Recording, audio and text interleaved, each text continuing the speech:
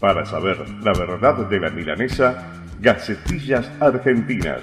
www.gacetillasargentinas.info.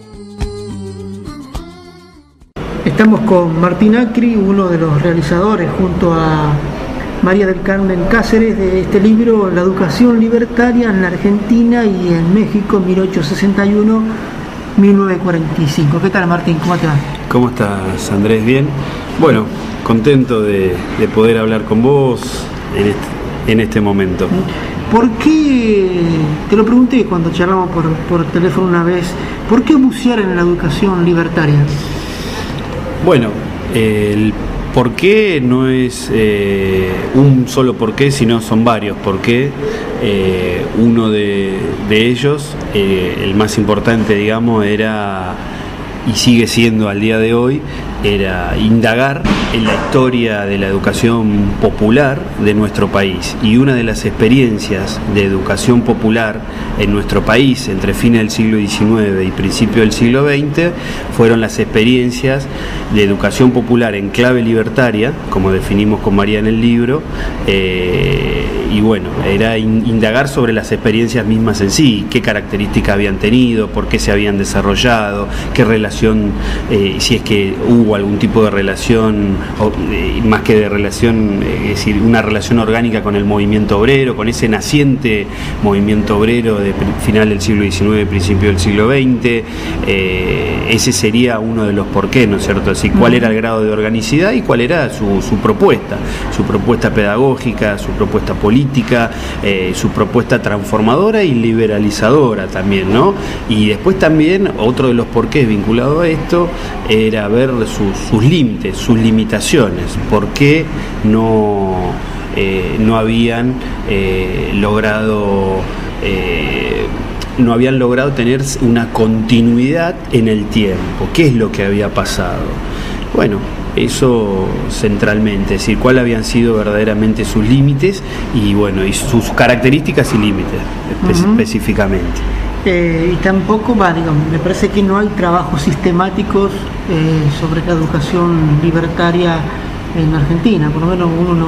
Sí, en ese sentido tenés razón. Hay solamente un trabajo previo, un trabajo de serio, que tiene otra mirada,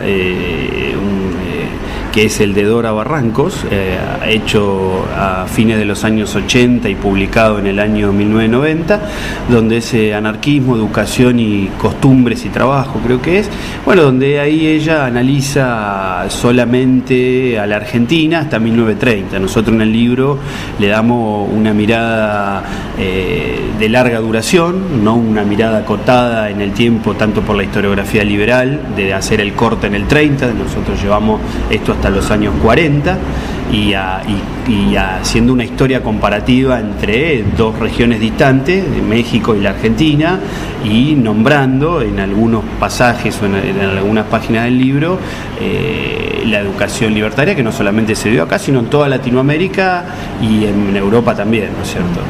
Bueno, esa sería una característica distinta por ahí con ese trabajo que yo te nombré recién.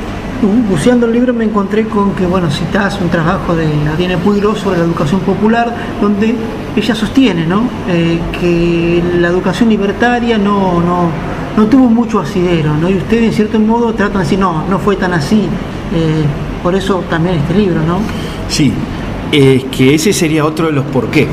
Ese sería un porqué más académico o ideológico, si se quiere, que tiene que ver a principios de la década del 2000. Nosotros con María éramos parte de un grupo de estudio y un grupo de problematización, si se quiere, de la educación y de la educación en la Argentina, ¿no es cierto? Porque al iniciarnos nosotros en ese entonces como docentes, como trabajadores de la educación, nosotros veíamos las limitaciones que tenía el sistema, ¿no es cierto? Las limitaciones que teníamos en las escuelas, las problemáticas, fines de los años 90, principios de esta década.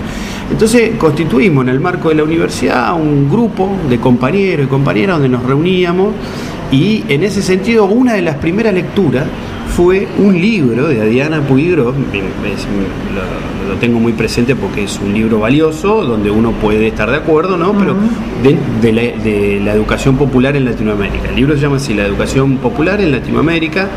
Y fue publicado por primera vez en la década del 80. Nosotros teníamos una versión mexicana de un compañero que nos había acercado, obviamente una fotocopia. Ese libro se volvió a reeditar en el año 98, logramos acceder uno o 2 años después, al 98, a ese libro. Y ahí nosotros empezamos a leer, ¿no es cierto? Empezamos a leer sus capítulos, empezamos a estudiarlo y específicamente para...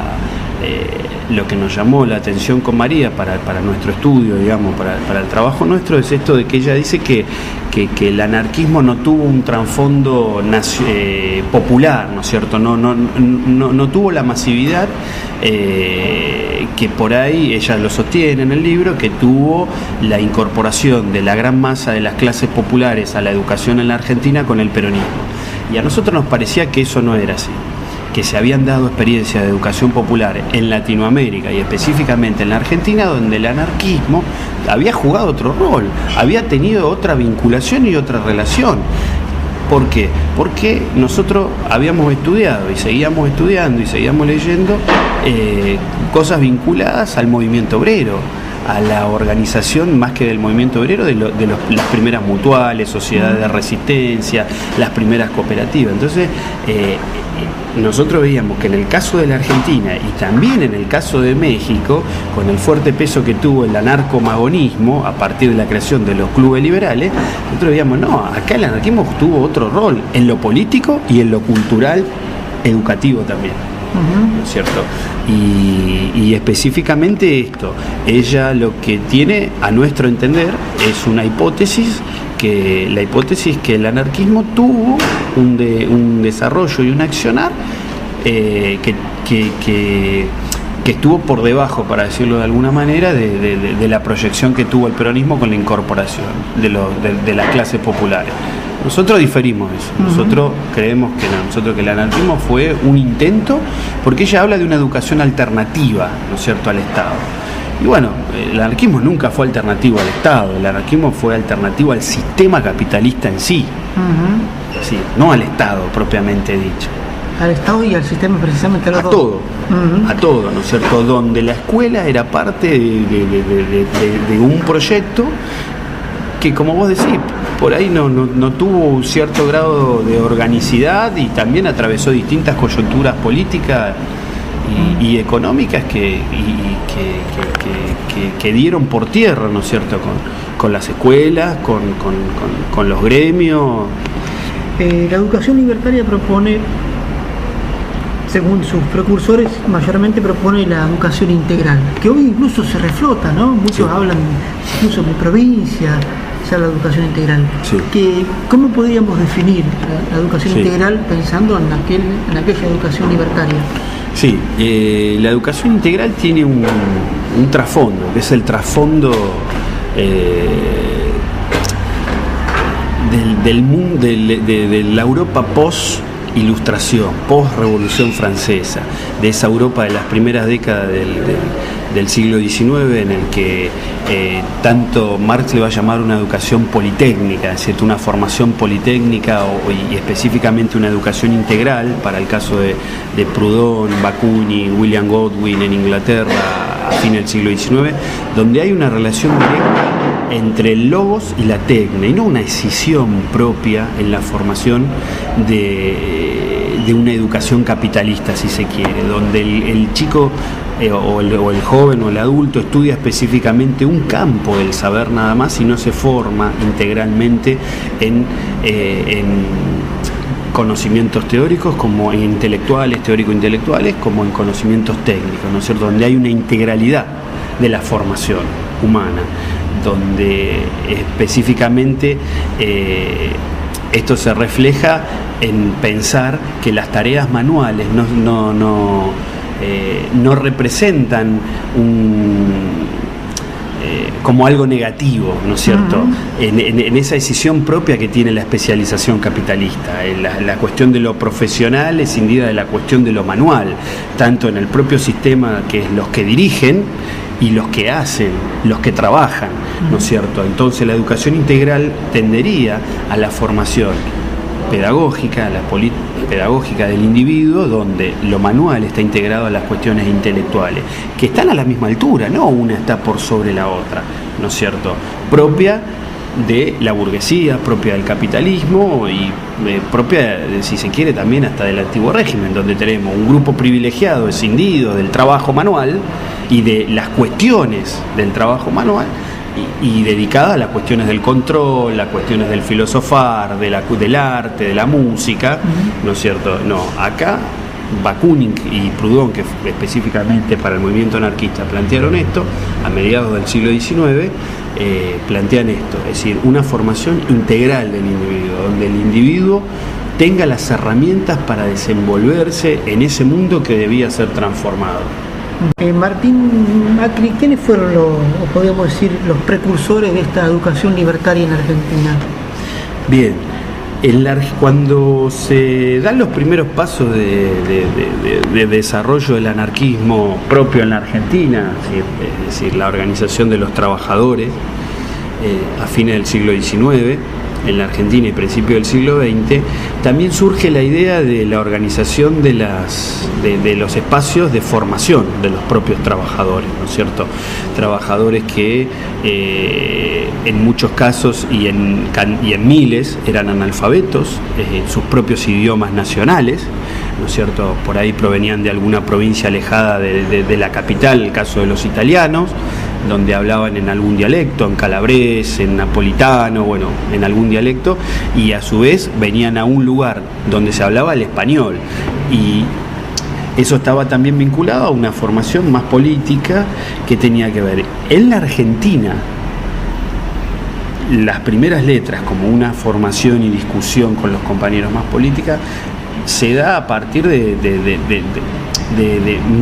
más que de una práctica, es decir, más que de una teoría, de una práctica, me corrijo, de una práctica concreta, la creación de la escuela, de las primeras escuelas en La Boca, las primeras escuelas en el barrio de Almagro, la escuela moderna, obviamente, la escuela laica de Lanús, en la primera década del siglo XIX, XX, en la primera década del siglo XX. Y ahí como que los grandes referentes intelectuales van a ser Ferrer y Guardia, con su experiencia en la Escuela Moderna de Barcelona.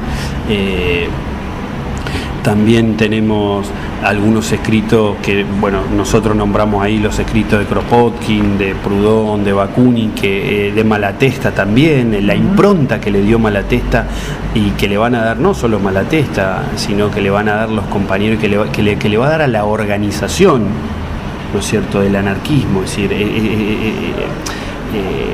esa práctica de organización va a ser central. Pietro Gori también, ¿no es cierto?, definiendo que el anarquismo en su esencia debía ser organizador, ¿no es cierto?, organizar a los trabajadores. Y bueno, dentro de ese proyecto de organizador, si se quiere, está el proyecto cultural, donde hay referencias, donde hay lectura y donde hay una pieza, hay un hombre muy importante que es Julio Ricardo Barcos, una persona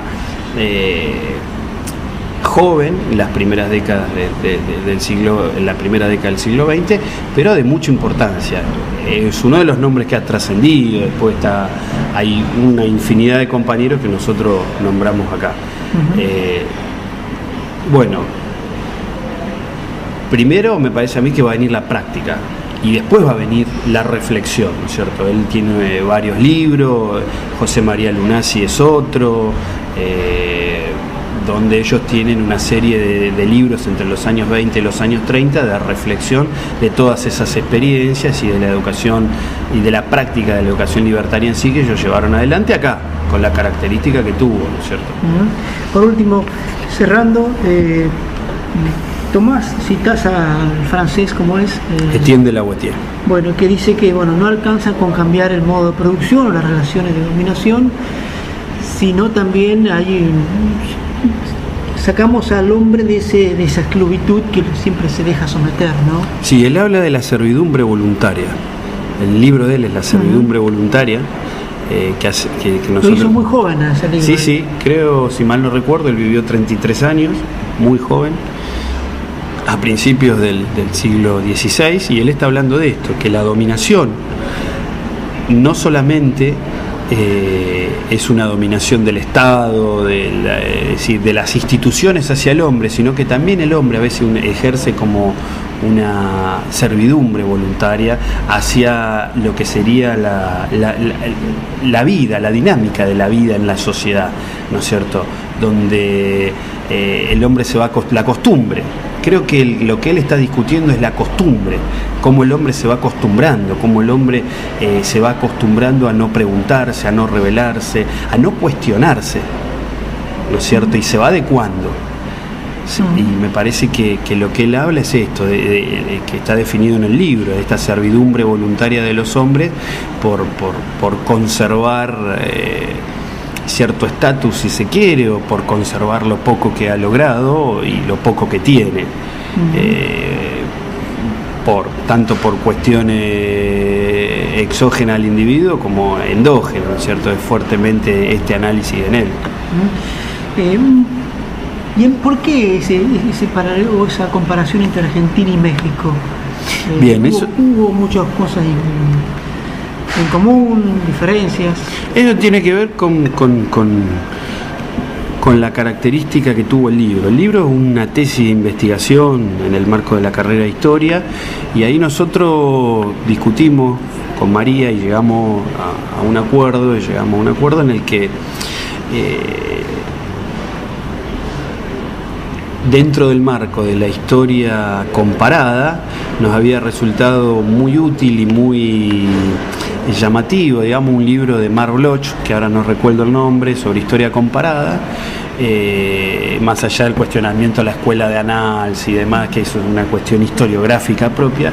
Nosotros dijimos, bueno, la educación libertaria no se dio solamente en la Argentina, no se dio solamente en Barcelona.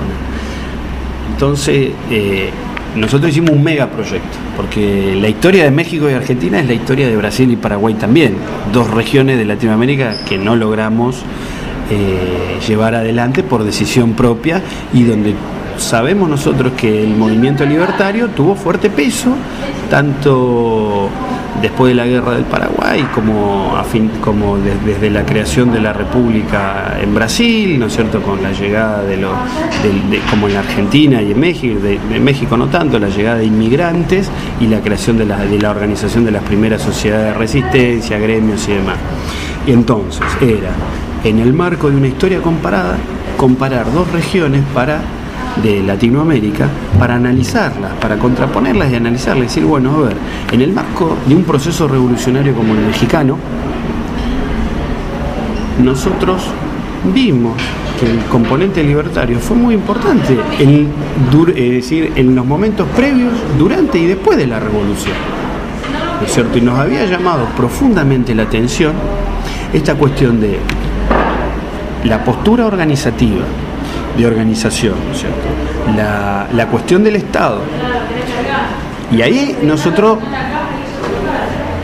más allá de que el movimiento libertario en la actualidad, y es respectable, y la verdad que es uno de sus componentes políticos centrales, la cuestión del Estado tiene una complejidad, ¿no es cierto? Todo Estado oprime, Dios y el Estado, bueno, esos escritos de Bakunin y demás, oprime y demás. Nosotros veíamos que en un proceso revolucionario la educación racionalista había logrado convertirse en una educación del Estado, estatal, digamos. La SEP, la Secretaría de Educación Pública, llevó adelante la educación racionalista en las provincias. Y eso era poner también en contraposición cierta idea que había tenido Julio Ricardo Barcos de que era posible pelear y no alternativizar, no crear solamente escuelas, sino organizar a los trabajadores de la educación, que nosotros lo ponemos en el libro, nosotros lo destacamos. Organizar a los trabajadores, pelear dentro del marco del sistema, si se quiere, pero dentro del marco de la organización de los trabajadores, ¿no es cierto? No solamente organizar a los trabajadores industriales, de los talleres, de servicios, sino también de la educación. Y en ese sentido fue muy importante, porque tanto en México como en la Argentina se da la misma se da un proceso de características similares. Bueno, en la Argentina la educación racionalista obviamente no tuvo por ahí la trascendencia que llegó a tener, es decir, fueron momentos distintos, ¿no? Los años 20 fueron momentos distintos. El México postrevolucionario y la Argentina de la década oligárquica, ¿no es cierto? Del periodo más que de la década oligárquica. ¿Sí? Gracias, Martín Acri, por tu tiempo. Bueno, gracias a vos y hasta la próxima. Hasta la próxima, sí.